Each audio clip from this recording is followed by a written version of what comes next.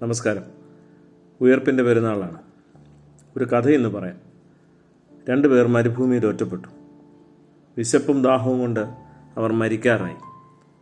ഒടുവിൽ അവരൊരു വലിയ അരികത്ത് എത്തി. അതിൻ്റെ മറുഭാഗത്ത് അവർ നീരൊഴുക്കിൻ്റെ ശബ്ദവും കിളികളുടെ കൂജനവും കേട്ടു.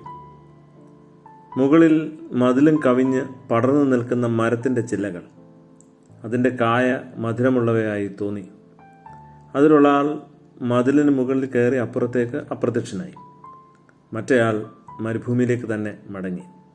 എന്തിനെന്നോ, ഇനിയും ഒറ്റപ്പെടുന്ന യാത്രികർക്ക് മരുപ്പച്ചയിലേക്ക് വഴികാട്ടാൻ.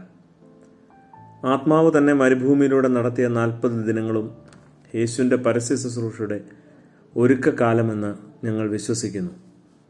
പിശാചിൻ്റെ ഒടുക്കത്തെ ആയുധമായ മരണത്തെയും തോൽപ്പിച്ച് നനവും നിനവും കനികളും കിനാക്കളുമുള്ള പർദീസയിലേക്കുള്ള വഴിയും താൻ കാട്ടിത്തന്നു.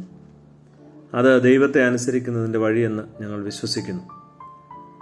തന്നെ പരിത്യജിച്ച് തൻ്റെ കുരിശുമെടുത്ത് അനുഗമിക്കുന്ന വഴിയെന്നും ഞങ്ങൾ അറിയുന്നു. യെശയ്യാ പ്രവചിക്കുന്നു, ഏദോമിൽ നിന്ന് ചുവന്ന വസ്ത്രങ്ങൾ ധരിച്ചുകൊണ്ട് വരുന്നവൻ ഇവൻ ആർ.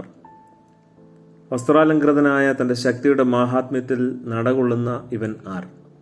നീതിയെ അരുളി ചെയ്യുന്നവനും രക്ഷിപ്പാൻ വല്ലഭനുമായ ഞാൻ തന്നെ. ദൈവമേ, ദൈവമേ, യുഗാരംഭം മുതൽക്കേ ഞങ്ങളുടെ വീണ്ടെടുപ്പുകാരൻ എന്നാകുന്നു നിന്റെ നാമം. സത്യമായും താൻ ഉയർത്തെഴുന്നേറ്റുവെന്ന് ഞങ്ങൾ വിശ്വസിച്ച് ഏറ്റുപറയുന്നു. ശാശ്വത സമാധാനത്തിലേക്ക് കൈപിടിച്ചുയർത്താൻ താണിറങ്ങി വന്ന ഉടയതമ്പുരാന് സ്തുതി. നിന്റെ യാത്രയിൽ അക്ഷയമായൊരു പാഥേയം പോലെ എൻ്റെ ഹൃദയമുണ്ടായിരുന്നെങ്കിൽ. നിന്റെ അവകാശികളെന്ന് പുലമ്പുന്ന നാവുകൾ നിന്നെ പിളർക്കുമ്പോൾ, അകലേക്ക് നിന്നെ നയിക്കുമ്പോൾ, ശിഷ്ടങ്ങളോടുകൂടിയ ഒരു പൊതിയില പോലെ ദാനം നൽകിയ ചോരയുടെ ഇത്തിരി ശേഷിപ്പുമായി എൻ്റെ ഹൃദയം ഒരു മരച്ചില്ലയിൽ കോർത്ത് കിടന്നേക്കാം.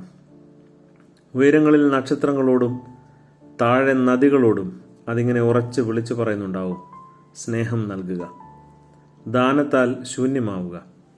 അപ്പോൾ നിന്റെ അർത്ഥം നിനക്ക് നഷ്ടമായേക്കാം, എന്നാൽ അത് പലർക്കും അർത്ഥമായേക്കാം. രക്താംബരധാരിയായ തമ്പുരാൻ്റെ ചേലത്തുമ്പിൽ വിരലുകൾ കൂട്ടിപ്പിടിച്ച് ഒരു ചുവപ്പൻ അഭിവാദ്യം. ഇരുട്ടിൻ്റെ ശക്തികളോട് തോറ്റുകൊടുക്കാൻ മനസ്സില്ലാതെ അതിജീവനത്തിൻ്റെ പോരാട്ടങ്ങൾ അവസാനത്തോളം നടത്തുന്നവരും ജീവിച്ചു എന്നതിൻ്റെ അടയാളങ്ങൾ അവശേഷിപ്പിക്കുന്നവരുമായ ഈ കാലത്തെ എല്ലാ മനുഷ്യപുത്രന്മാർക്കും നല്ല നമസ്കാരം.